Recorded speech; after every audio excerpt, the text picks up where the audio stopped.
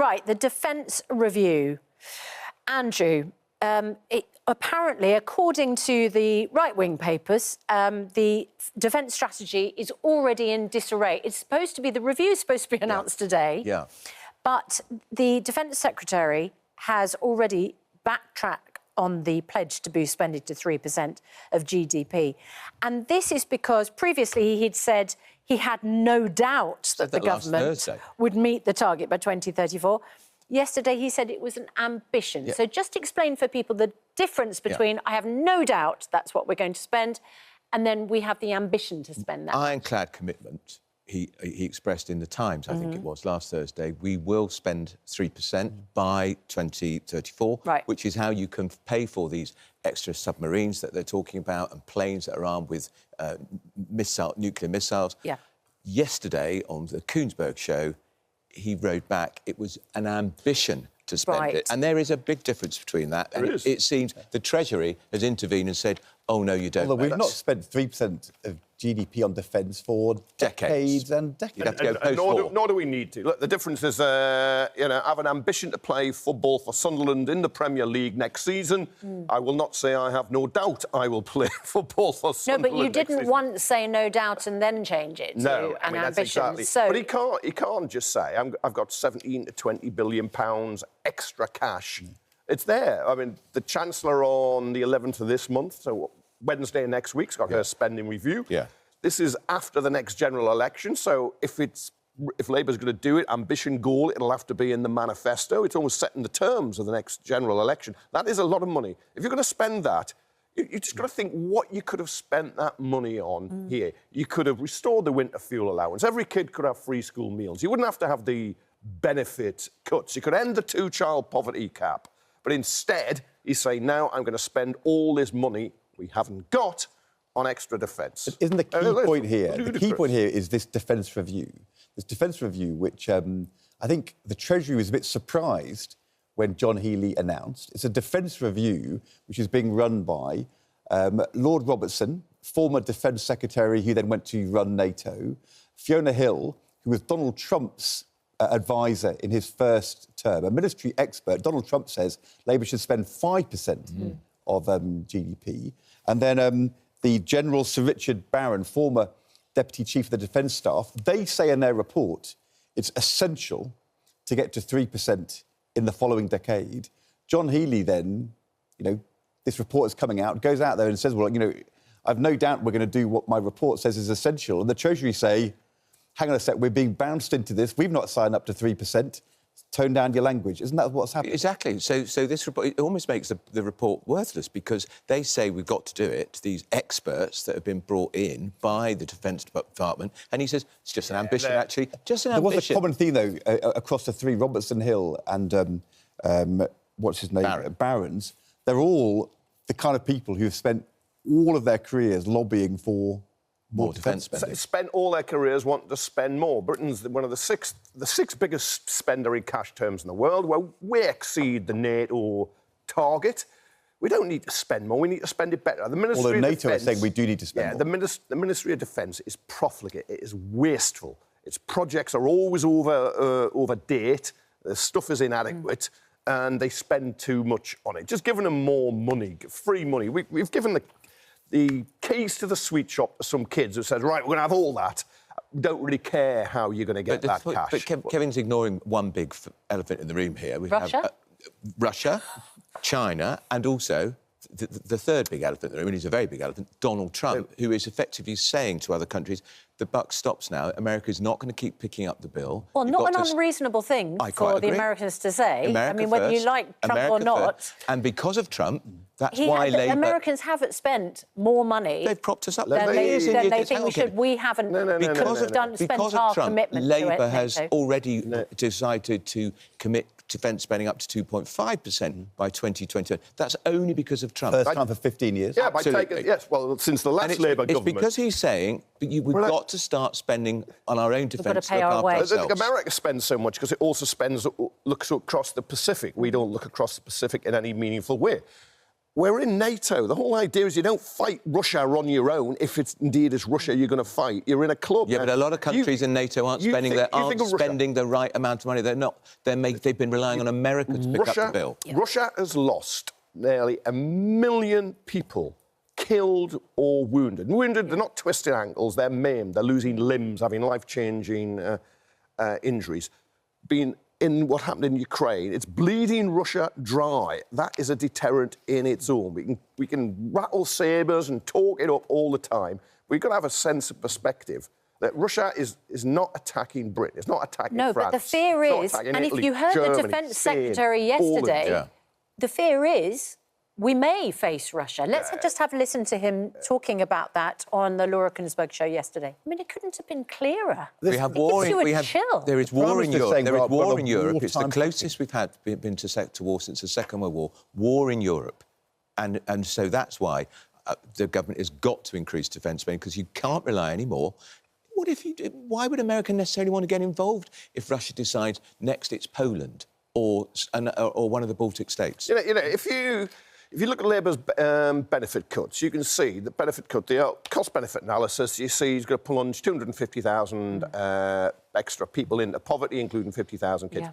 You build a few extra submarines, you can't show any meaningful gain from it. You've just got a defence secretary who wants more and more money. He wants to talk louder and louder. It's slightly better than the Tory defence secretary who said, shut up and go away to Putin. But look, I mean, you really think in the Kremlin they're going to be worried? Well, they're not going to be worried if he changes his tune on it. I mean, surely the government needs to speak with one voice on this. If we're sending a message to Russia and we are increasing our defence of the realm and contributing to the defence, you know, collectively with NATO, we need to speak with one voice, don't we? Not we're sending a message to Russia. We might increase our defence spending. That's right. It's not a very strong message, look, is it? I think it's embarrassing politically here. There's no question, but I don't think it makes much change actually in the Kremlin, does it? Because they know they're going to spend more money, but it's not going to deter the Kremlin anymore, is it? Look, I was always told, and I never bought it, I was always told because we got nuclear weapons we were safe. Yeah. Well, this is... let me take you to this double-page spread in The Sun this morning, Operation Spiderweb. This is a remarkable attack, and I don't know how much this cost, but I wonder whether it wasn't actually very much in the end. This is Ukraine, which smuggled drones into Russia, into a Russian base, where there were sort of mobile housing units on trucks, and then the housing units' roofs retracted, and these dozens of drones were released, and off they went, and they had pilots remotely in Ukraine, and then they basically took out 40 aircraft at the aircraft base. Incredible. Unbelievable, but a drone is not... I mean, of course, if you arm a drone, it's going to cost an awful lot of money. But I can't imagine it's as expensive as a nuclear submarine. And this is the sort of deft, nimble sort of procurement that the Ukrainians are doing in order to get their own back on Russia. And I wonder whether we're a little bit behind the curve on this. Yeah, because the trouble is with defence reviews, they can be out of date very quickly. Right. Because this is meant to last at least 10 years, and they're talking about, we thought they were talking about defence spending until 2034. But conflicts change. I mean, you wouldn't have thought when they did the last defence review in '98, anybody would be talking about drones. Underwater drones was one of the arguments against having 4 big nuclear submarines with missiles on them, because they can be detected in ways they couldn't in the past. It was also the case against aircraft carriers, where lumbered with 2 huge 3 billion they were part of that plus, review. 3 billion plus aircraft carriers that seem to spend most of their time in dry dock with propellers that don't work. And if you're going to fight the next war, you've got to think of cyber security. Yeah. You've got to think protecting communications underwater cables. I'm not sure we actually need another 10, 12 nuclear attack submarines. Yeah. Do we need, we're debating this at 7:10, do we need, if we're genuinely on a wartime footing, if we're genuinely building new munitions factories to build the bombs and the missiles and the submarines, do we also need the people? I'm not sure whether... I mean, I was really surprised when I read this fact. 80 countries in the world currently have some form of national service where you have people are expected to sign up to serve in the military when they are young. And that includes not just Israel. We all know that Israel has compulsory national service for men and women when they're kind of, I don't know, whether they're 18, 19, 20. It includes Greece, Russia, Sweden, Norway, Denmark, France, Estonia, Lithuania, countries which, on our doorstep in Europe, not all of them require everybody to actually serve. They require everybody to be available. And then there's a competition in some of those countries. I think in Sweden it's actually quite prestigious to get picked. But is it the right thing to say to young people, we need you to be ready to serve in the military for 6 months or a year when you're 18, 19, 20? Rishi Sunak proposed it a year ago, although it turned out his Defence Secretary, Grant Shapps, didn't agree with it because it was very expensive, so they've got into a bit of a mess. But is it the right thing to be talking about? Well, it also turned out, wasn't it, a week or 2 weeks when they presented itself of doing a complete year. Look, national service in the UK stopped in 1960 because it was incredibly expensive. The professional armed forces didn't want to be wasting their time dealing with people who weren't very, very interested in it. And there's a lot of public opposition. It's often that people want other kids to go into it, but not themselves. Look, I just think it's a waste of time. In truth, it's a waste of time. We're going round and round here. The cost of it, the organisation of it, what would you really get? Very expensive. Because you've had some training years and years ago, then all of a sudden you're called up. It's not going to make it. I think another way of doing it is through the build up the reserve, so that you get young people enrolled to do every weekend or 2 weekends a month, and you could build a huge reserve force so that if there was, that's much cheaper. They're trained. They get the military discipline, the sense of community, and then if there was a conflict, you could deploy them very quickly. But of course, the problem is the territorial army as was, the reserve as is now. The problem is it struggles to recruit too. The regular army, the RAF, the Royal Navy, they all struggle to recruit. John Healey said on the Kreuzberg programme yesterday he doesn't know that he'll actually be able to increase the size of the army this Parliament. His big struggle is to stop the numbers going down. It's apparently part of the problem is the way that the recruitment process goes on. It is incredibly bureaucratic. So I read a statistic recently, 1 million people who'd applied over a decade to get in the armed forces, barely a third of them got to the end of the process because it's so cumbersome. But it's also, if you're in the lower ranks, the pay is not particularly good. The accommodation is poor. People don't want to just be told what to do all the time, which I kind of understand all those issues. But if you want to boost the military reserve, which I agree would be a better option if you're going to go down that, you're going to have to pay people. Rishi Sunak proposed bringing back some form of national service, didn't he, before the election, got accused of not costing it properly and admitting, I think the Conservatives eventually admitted there wasn't, they hadn't planned it in terms of the finances. It was we had a few good interviews with Grant Shapps where we kept asking him how much it was going to cost, do you remember? He was the Defence Secretary and he was reluctant to engage in the details of the debate. And David Cameron, originally, he brought back introduced a sort of national citizen service.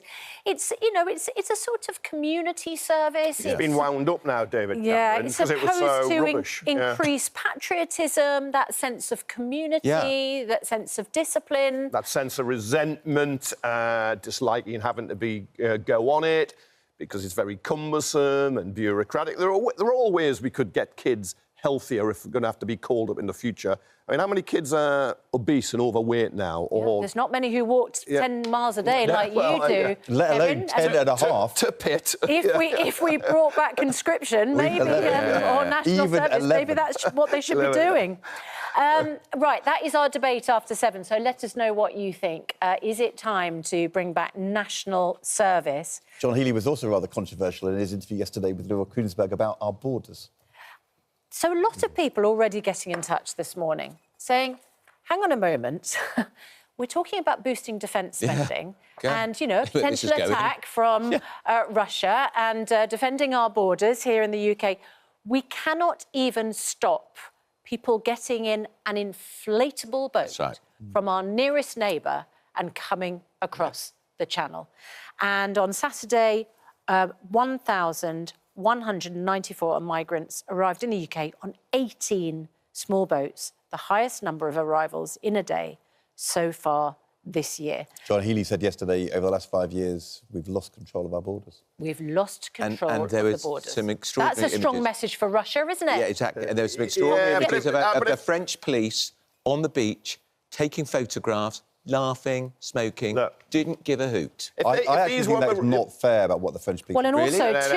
also two police officers were injured while trying to stop a migrant boat not the from one setting sail. There we are, look, they they're were taking photographs. Stoned by migrants. You're gathering evidence. That's what you're doing, you're gathering evidence. What's going on is the law says that the French police have no powers to intervene Once in they're in the anything water. happening in the water, and that is for the Coast Guard, and the Coast Guard doesn't have the powers, and so the French have said they're legislating to change the law so those police can act. What are we giving and all at the that moment, money for? they've not changed What are we the giving law. all that money for? I know, but all I'm saying is when you say the police are laughing and taking photos... 500 million we're giving them. More boats are turned back than ever. No, the figures are down, shows that they're turning away far fewer boats. But a good thing to say is, why aren't the French getting on with it, doing it faster?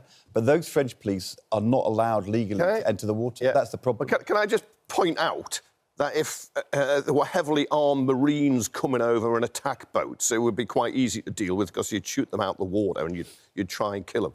This is a different problem. I mean, we have lost control there of that part of the border. Although they come in, they are then picked up and they're processed. So it's not as if they just come in and wander around. So it's not full lost control, but you can't stop the sale. Smash the gangs was a very handy election slogan that was always going to come back to haunt Starmer, just as Stop the Boats would Sunak and anything Nigel Farage or anyone else says, because there is no easy answer. There's just not.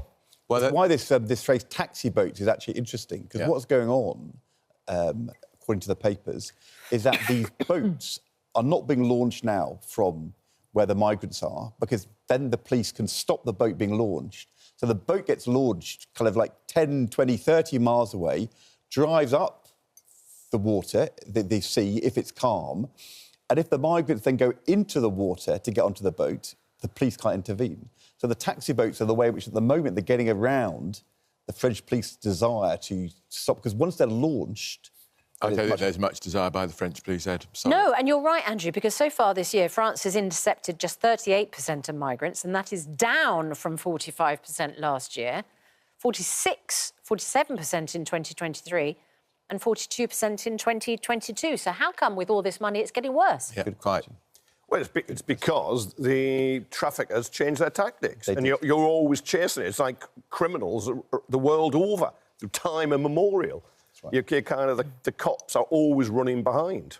So the taxi boats is their new tactic to try and get around the French. So you've got to somehow deal with that. Before they signed off this EU surrender deal, where the French will be able to pile into our fishing waters... Was that the EU surrender deal which Boris Johnson signed in order to give away our fishing rights? I'm talking about the one Starmer signed. Oh, the latest one? Which was the same fishing deal in terms of access for trawlers as Boris Johnson I'm just wondering whether the EU surrender deal is really your strongest argument. Can I just say, what they should have done with the EU surrender deal is say, we're not signing it until we have a proper deal on the migrants, because we haven't got a proper one, it's not working, so until you sorted that out, no money and no fish. But, you know, we wanted that deal to remove the red tape that was strangling British exporters and pushing up the prices of imported goods. We were the ones who were pushing for that deal because it's beneficial to Britain. Let's just talk about another issue, because we have the Shadow Justice Secretary, Robert Jenrick, on the programme this morning, although you might think he is the opposition leader. The shadow opposition leader. Because he seems to make more media appearances than the actual leader of the Conservatives, Kemi Badenoch. But Robert Jenrick is saying that this is not, by the way, about whether fare dodgers should be properly tackled at tube stations, which is what he was saying last week. In fact, he went out and videoed himself. I don't know if you've got that video. Confronting alleged fare dodgers. Of which there are plenty. And he's on a wartime footing. Yeah. Well, TfL say there's fewer of them, actually. Well, I see it happening all the down. time. They just walk straight through the barriers. They don't care. So, well, Robert Jenrick is walking through the barriers with them and asking them why they haven't paid. But this week he's saying that prison officers should have access to firearms in jails in order to combat the rising threat from Islamist gangs and violent criminals. I thought he was talking about tasers. Yeah, not firearms. Yeah, I think it's tasers. Tasers and batons. Right, interesting. When you actually look at it, it's not weapons which could kill. It's being reported as firearms, I have to say, in this report. Right. That is the sleight of hand, because when you actually look at the detail, he's actually talking about tasers. And we asked a prison officer on this programme a couple of weeks ago, a prison officer who had been stabbed while in the line of duty, about what she thought. Her name is Claire Lewis, former prison officer, and I asked her about tasers. Quick question, tasers? A great bit of kit. However, in an unplanned incident, likes of what happened to me, you don't have time to draw a taser. And it could also be taken off you, couldn't it? And it could be taken off you. The point Richard there makes is really, really important, because I think that the whole issue has always been that any time, in any routine way, a prison officer is carrying a weapon, well, that is a weapon which is potentially into the hands of one of the prisoners you're trying to... Can you imagine someone in prison wrestling a prison officer with a group of people to the ground, getting the taser, and then they can go on their rampage. Prison. This is why even Robert Jenrick is not talking about these being on the prison officers. He wants them to be in stores, ready in case there is an incident. But as Claire Lewis says, it would be too late. It would be too late even if the prison officer was carrying the government taser. I think the government is trialling this summer. I think they're trialling having tasers in prisons to see if it works. The prison service has squads to go in when there is organised trouble or somebody's taken hostage, and they bring in the police at times. But of course, he's just searching and looking for quick, easy headlines without thinking it through. He's doing it in response to an increasing number of prison officers are being attacked by inmates. That's right. That's why he's doing it. Yeah. And he's worried about gangs. Yeah. But I think the issue is, why are we allowing gangs to form and strengthen within prisons? Yeah, I mean, that's something you would think we ought to be able to deal with. Yes, you've got to strengthen and protect prison officers. You've got to run prisons better. And you've got to get the money. He was also immigration officer at a time when immigration soared to record highs. So this is a slight distraction from that, but we'll ask him about all of that when we speak to him after 7 o'clock. And we'll ask you whether we did a good job when you're back with us at 8:40. Yeah, we will see you before the end of the programme. Thanks both very much indeed.